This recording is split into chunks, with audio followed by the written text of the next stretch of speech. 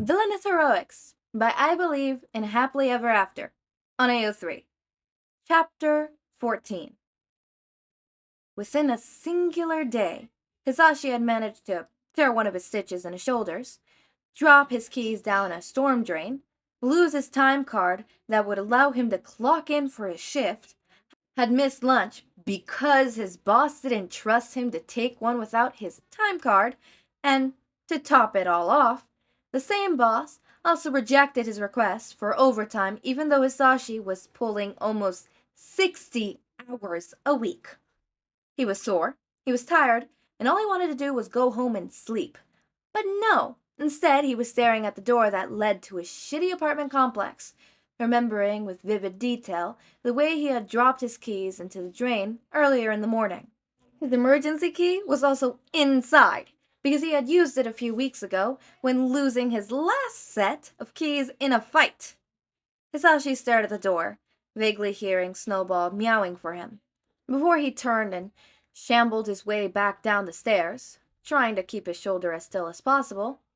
The over-the-counter meds he had taken had stopped working hours ago, and Hizashi wasn't sure if it was a good thing or not that he was hardly registering the pain anymore. Feeling his phone buzz after he was halfway to the little convenience store a few blocks away, Hizashi sighed and dug it out, glancing at the message preview. Yamada-san, can you take my afternoon shift? I know you open, but I need to pick up Yuki from his father's. Checking the sender, Hizashi groaned as he closed his eyes. Kimo was a single mother with a 4-year-old who just received a quirk that changed his sweat into acid. There was no way she could afford to lose her source of income, or even lose too many hours. If she didn't find a replacement for her shift, then the boss would probably cut her back by 15 hours at least. Fuck. Consider me on the job, Hiko-san, Hizashi debated, not sending the text for a moment before he went through with it, watching until he got confirmation. His phone then flickered to show a low battery warning before shutting off altogether. Hizashi stared down at his phone and felt like everything he wanted to say was vibrating and buzzing through his body, pushing him closer and closer to some sort of edge. He didn't realize he was shaking until he was holding his arm back and throwing his phone away from him as hard as he could, swearing and just barely holding his quirk back as he realized he threw it with the shoulder that had been shot just a short while ago. And here I thought you couldn't swear. Hizashi was utterly still, fingers clutching at his shoulder as if that would hold him together. It didn't seem to be helping as everything felt even worse at realizing just who those words belonged to. After all, Hizashi could be deaf and blind and he would still know that voice. Apparently the gods hadn't made him suffer enough recently. You know, it's pretty irresponsible to be going around and throwing phones. At that, Hizashi slowly lifted his gaze up, swallowing as he saw Aizawa, in full pro-hero gear, was holding Hizashi's undamaged phone. If it had hit the ground, it probably would have cracked, and Hizashi would have been even more screwed. It took a few moments to find his words. Hizashi almost tired enough to forget he wasn't present mic in the moment. Fuck. Why did Aizawa always have to make things so difficult? Sorry, Aizawa-san, it's been a long night. His body shook like there was a festering wound embedded under his skin. Hizashi rubbed at his throat and looking back down, doing his hardest not to scratch. He was an adult. He could handle himself now. Startling at the tap of his cheeks, Hizashi glanced up one more time, Aizawa patiently holding his phone out for him to take. Then you won't mind if I escort you home? The last time you were out this late, you almost got shot. I can promise that's not a regular occurrence, Hizashi said quickly, frowning at the bit of disapproving snort. Maybe as present mic he got into trouble, but as Hizashi, he was boring at best and uninteresting at most. Besides, I, can't go home. Why not? With the man's goggles resting on his forehead, Hizashi saw the way Aizawa's eyes narrowed, a glint of red in the very center as he stared him down. Hisashi wondered if Aizawa knew how terrifying he could be. Oh, well, Trailing off, Hisashi ducked his face down and mumbled the reason, quietly, praying Aizawa wouldn't push. My quirk isn't super hearing. But then again, it was stubborn and brilliant Aizawa who could never let things go. I dropped my keys down a storm drain. The drain, awkward silence Hisashi was expecting, never came. Instead, there was a quiet little laugh. As well, instead of feeling embarrassed, Hisashi felt something tight within him start to relax. Aizawa tried to hide his smile in his scarf. There was no hiding the amusement in his eyes, though. If he and Aizawa were anyone else, Hisashi might have called that look fond. Yeah, like I said, it's been a long night. Come on, Aizawa chuckled, walking forward and grabbing the front of Hisashi's shirt before spinning him around and tugging him along to get him to move back towards his apartment. Hisashi was relieved. Sure, Aizawa didn't know where he lived, so the man had probably just made a lucky guess. Do you leave your windows unlocked? In this neighborhood? Hisashi scoffed, trying not to flinch at the look Aizawa gave him. It was the same one he always gave Mike, and it had Hisashi tucking into himself and fear that the other knew. I keep one unlocked for emergencies in case I get broken into or something, but it's not the one over the fire escape. That's fine. I could get in and then unlock the door from the front. Right. Okay, Aizawa was helping him back into his apartment. Maybe he was trying to see where President Mike lived? Lead the way, then. Nodding and moving to walk beside the man, Hisashi chewed his lip for a moment before working up his courage. Aizawa-san, why are you helping me? I mean, surely a hero has more important things to deal with. Hisashi aimed for a juvenile tune and a laugh, but it must have felt fat because Aizawa looked so serious when he looked over to him. I think you're plenty important, Yamada-san. This man was bad for his heart. And don't bother with the honorifics. They make me feel old. I'd hardly think you'd be considered old, seeing as you're still in your 20s. There was a burst of deep, thundering laughter. Hisashi almost tripped over his feet at the realization he had made Aizawa laugh. How old do you think I am? That question when paired with a laugh meant Hisashi was about to feel deeply embarrassed. I don't... 26? 27. That seemed about right. Aizawa was messy and often had tamble hair and stubble, but his face was still smooth and young. I'm 31. Aizawa laughed again. This laugh softer and more subdued. I'm honored you think I was the same age as you, though. What? This time it was Hisashi whose laughter bubbled over. Well, good news for you, Aizawa-san. We are the same age. Aizawa stared at him as if he couldn't believe it, Hisashi trying to smooth his laughter. You should make it more obvious. For a gleeful second, Hisashi could pretend that the man was blushing. And I thought I told you to stop with the honorifics. Alright, but only if you promise to do the same, Hisashi said, his nerves disappearing in the wake of Aizawa's smile before they got the chance to glow. I suppose we have known each other for a few months now. It was only Aizawa's calm and relaxed pace that made Hisashi realize the other had been talking about the coffee shop, and not the fact that they were arch enemies. It was hard to believe that Aizawa had known his civilian self for months, and yet they had never talked beyond those short few minutes in the coffee shop every other morning. Is this your complex up here? Oh, yeah. Hisashi had never been overly embarrassed about the place he lived in his life. But the fact that Aizawa was seeing his shithole of an apartment made him feel nervous, and like he needed to explain himself. It doesn't exactly look the best, but it's not all that bad, it's just, you know. It's a place to live. Aizawa had an expression that could almost be called soft, the man giving him the trade of a smile. It reminds me of where I lived until I graduated UA. Oh.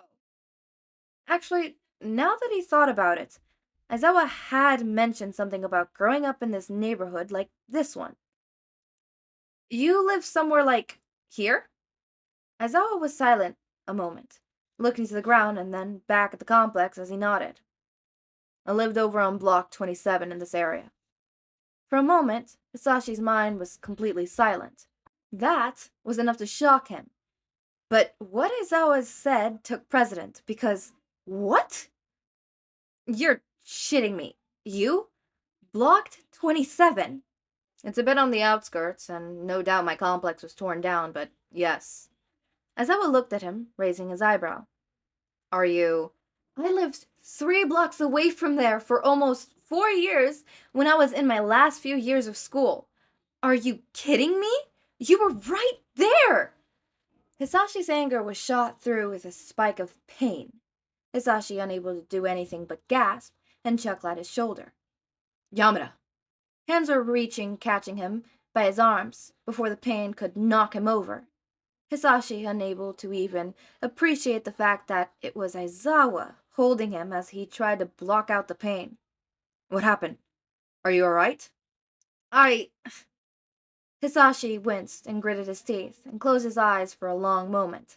I messed up my shoulder a few days ago and I haven't taken anything for a while, it's all. Come on, let's get you inside. Which door is yours? Aizawa tugged him along, even as Hisashi mumbled the door, hating himself for how weak he was, when he honestly almost blacked out while walking up some steps. He felt himself prop up against the wall, the cool concrete soaking through the back of his jacket and dragging out small sighs of relief. He heard a murmur from Aizawa, but before he could question it, the man was patting at his cheek. Oi, stay awake, alright? I don't want to pick your lock when that'll just fuck up your ability to use a key on it in the future. I'll go around through the window and let you in as soon as I can, alright? Cracking his eyes open, Hisashi swallowed down a million words before settling on a quiet, sorry. For what? Aizawa frowned, looking as if he honestly didn't know. This man was too nice for his own good, honestly. I'm a grown adult, Hisashi murmured, gritting his teeth for a moment when the pain struck again. I should be able to take care of myself and not waste a pro's time with this. You're not wasting my time, Yamada. Aizawa stared at him as if he was holding back words of his own before turning away. I'll be right back. Do you even know what window to look for? Hisashi yelled, completely unsurprised when Aizawa vanished without an answer. Honestly, that man. Leaning back against the wall, Hisashi tried to calm himself down and focus through the pain. He had been through a lot worse than a shot shoulder, but damn if it didn't hurt when he was trying to take care of the wound on his own. One of the EMT's workers at the bank that night had been in possession of a minor healing quirk, so Hisashi at least avoided a trip to the hospital. But it was still a nasty wound.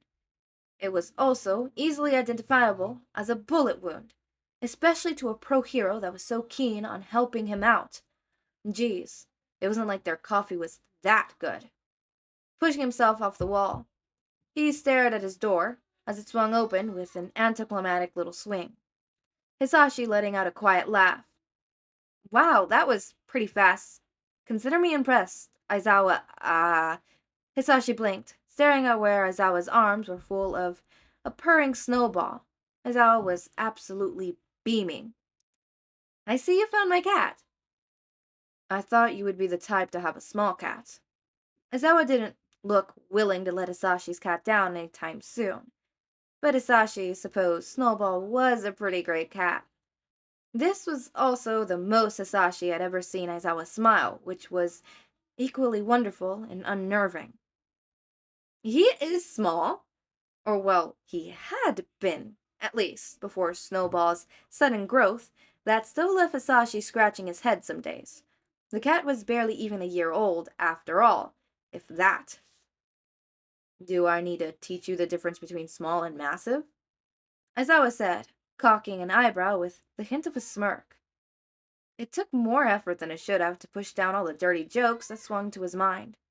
He was Hizashi right now, not Present Mike, and Hizashi needed to shuffle his way inside to at least get his shoes off, although he ended up staring at where Aizawa's boots were already on the ground.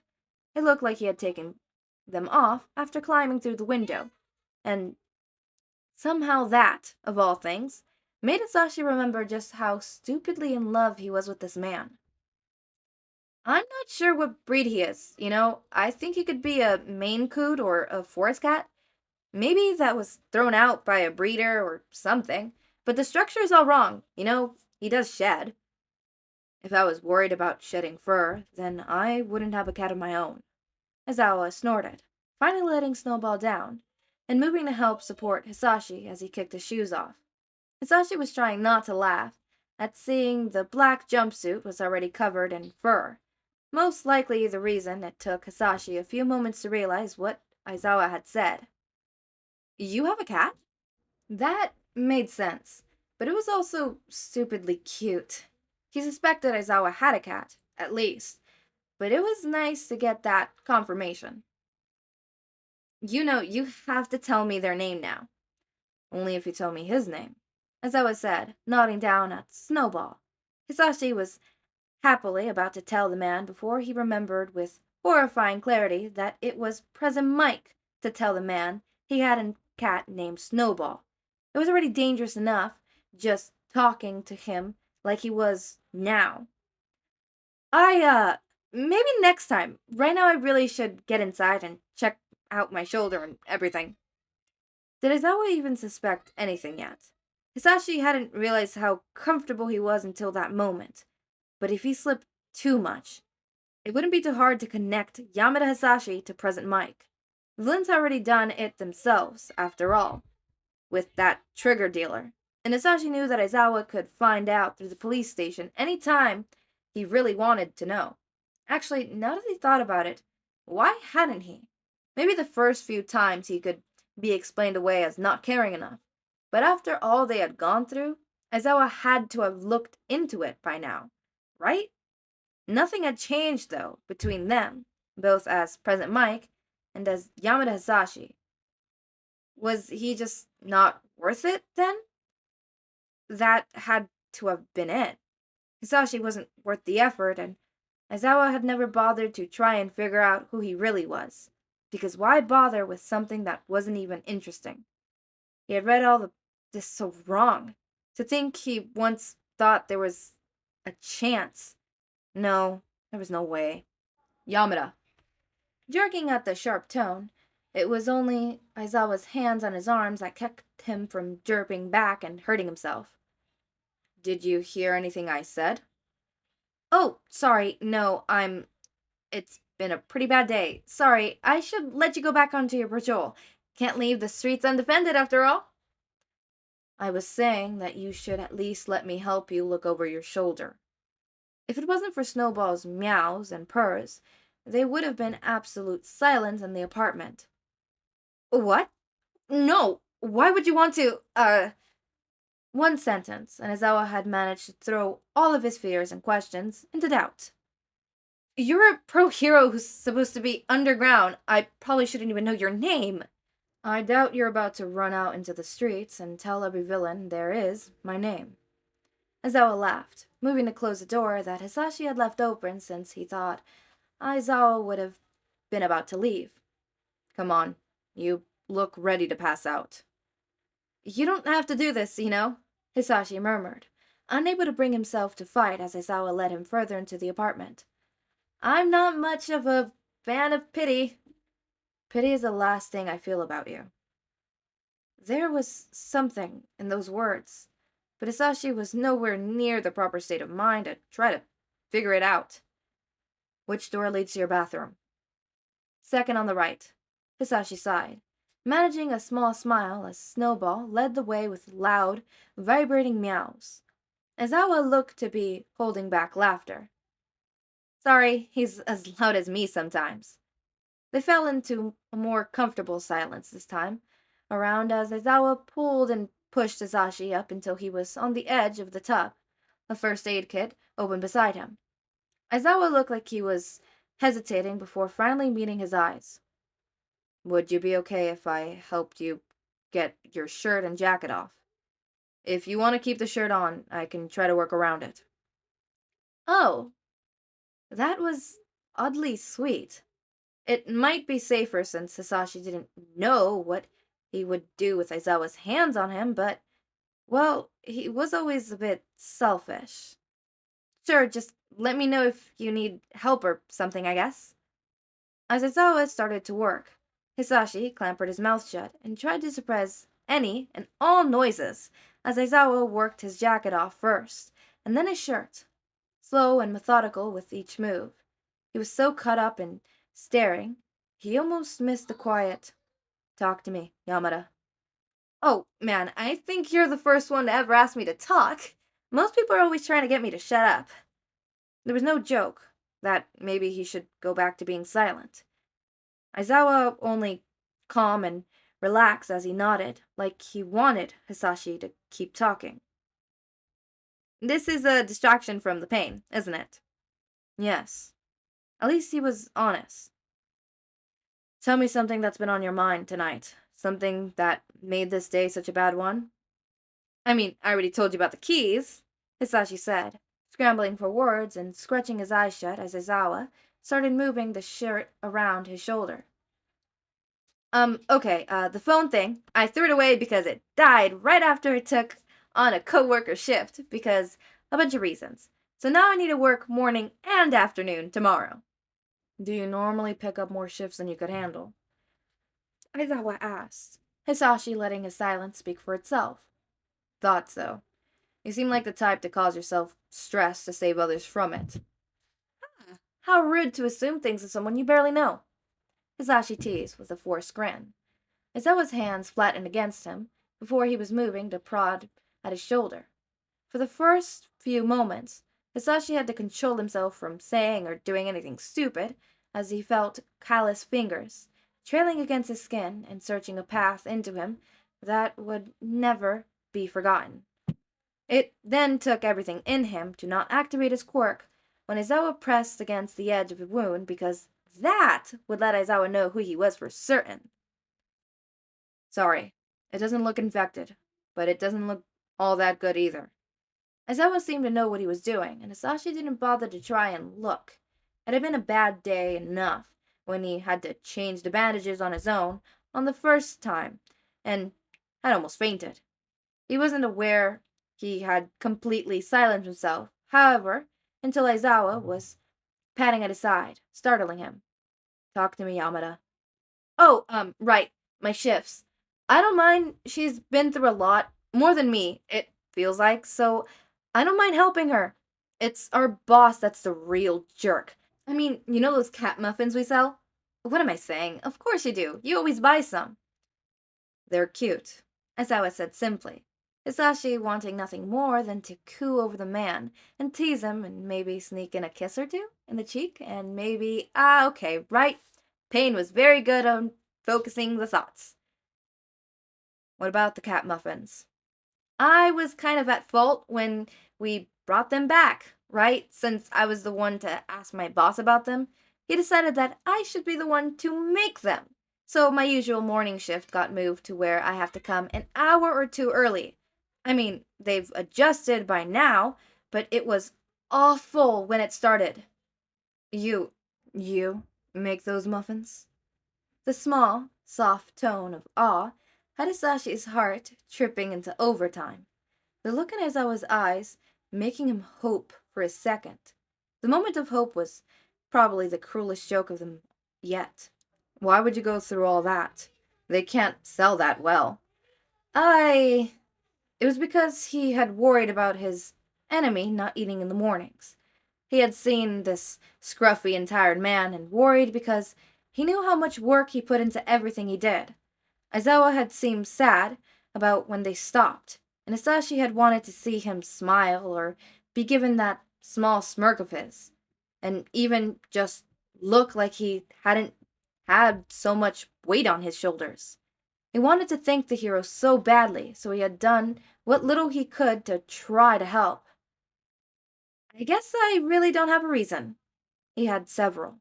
Aizawa seemed to know there was more he wasn't saying, but he finally shook his head, Hisashi shivering as he felt some sort of cream spread over the wound, after Aizawa dabbed it with some disinfectant.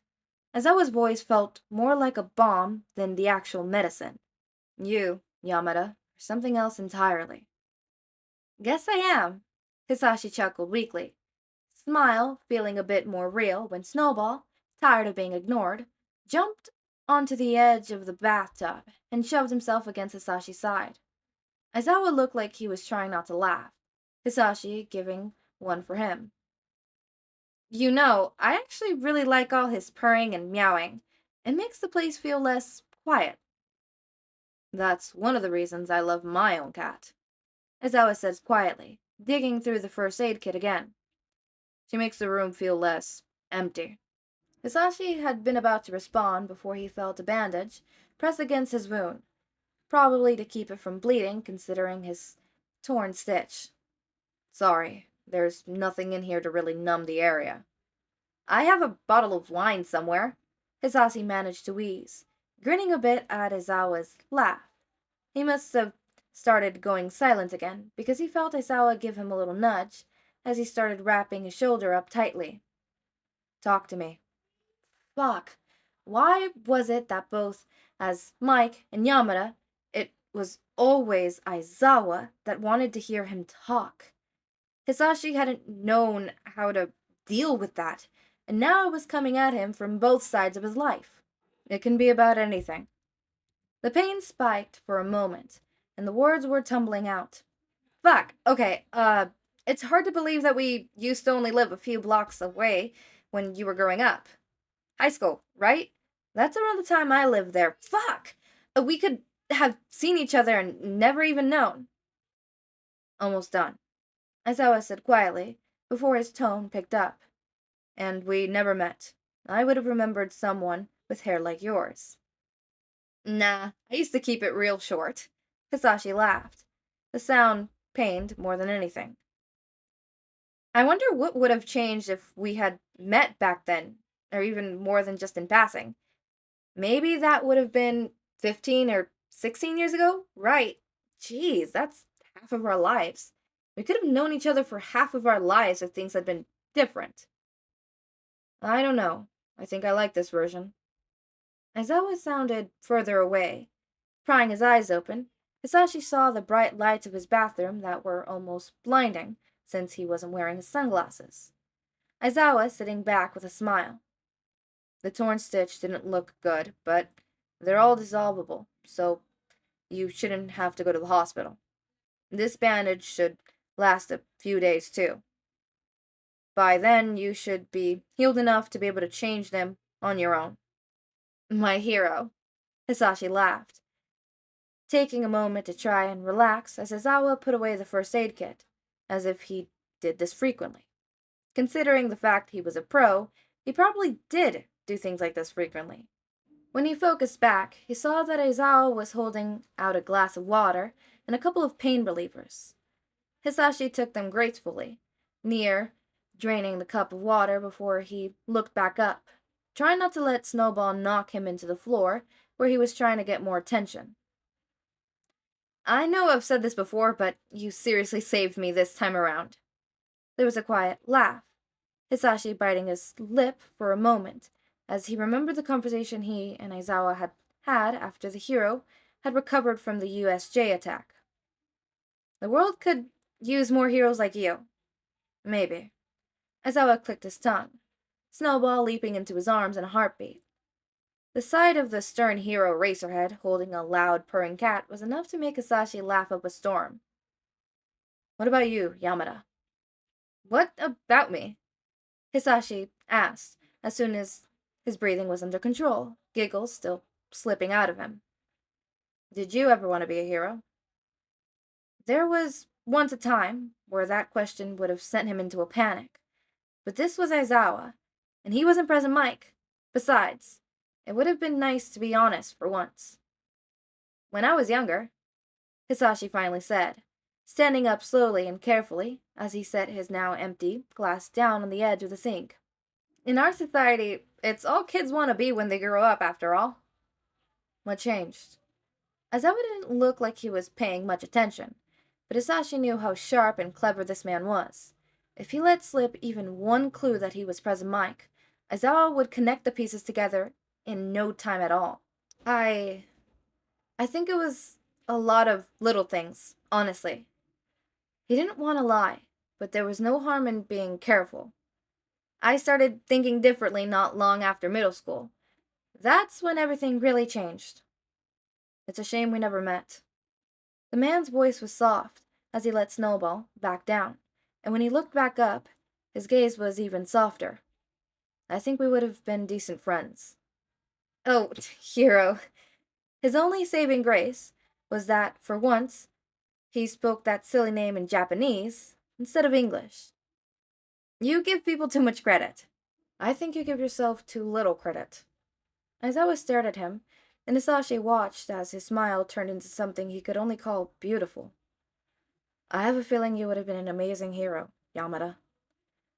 Jeez, Aizawa Shota was far too much of a hero. It had taken almost another hour, but soon Hisashi had been tucked away in bed, with his door safely locked. Aizawa back on patrol, while Hisashi sat huddled up in blankets with a cat purring on his stomach.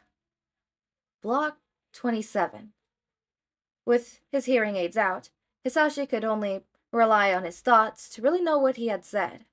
He usually thought over things silently at night, but these thoughts felt too big for silence. Friends, huh? Eraserhead was a hero that was better than them all. Not only had he stopped to help a civilian he didn't really know, but he stayed with Hisashi long enough to even help him with his shoulder, and he hadn't even asked what had happened to him. Hisashi wondered what would have been different if they had met while they were going to high school or even junior high. If they had met, would Aizawa somehow manage to convince him that he could be a hero? Would Hisashi have tried for UA?